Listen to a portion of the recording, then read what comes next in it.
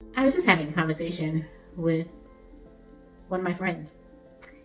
We're both 2.5 years cancer free. And we were just being very transparent with each other about how the sense of urgency and the things that we had put into place after finding out about the diagnosis, going through treatment, being a year, 2 years post diagnosis and post treatment, how in many ways we are a little laxed in some of the practices that we had implemented. And I found myself today, interestingly enough, wrestling with Janet before diagnosis, Janet immediately after diagnosis, and Janet now. As many of the things that I'm thankful for, many of the practices that I have implemented post diagnosis and in my survival status, I find some of them lacking or laxing, as it were. And just this morning, I had a whole conversation with myself. My eating patterns and the decisions on what I eat and how I eat and exercise and a whole regimen that I had implemented for over a year and a half, almost 2 years now. I'm seeing little slips. And I was really very grateful to my friend for us to be able to have that dialogue. Because what it did was, one, it enabled me to be transparent with someone who went through it with me and that we went through it together.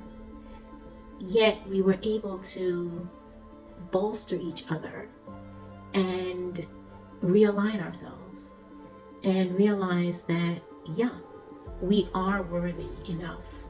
We value ourselves enough to stand on our new foundation, doing the things that have boded us well, circumcising ourselves from the things that were so much a part of our history prior to diagnosis, yet embracing the new selves and the new identities that we have. And some of the things I found myself reflecting on is that even when I was in school, not proud of it, but I was a crammer.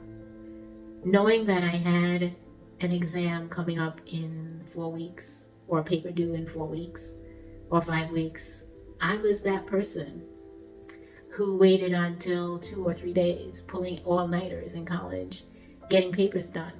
And unfortunately, it rewarded me. I did well.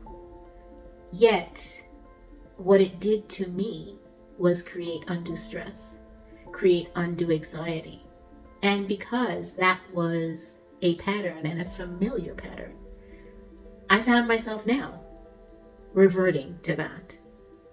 And I was very thankful. We ended our conversation being able to say that I am going to, and I owned it, I am going to stand on my new identity, circumcising the historical Janet who would cram last minute or needed a crisis in order to reorient and adjust in reaction to the crisis.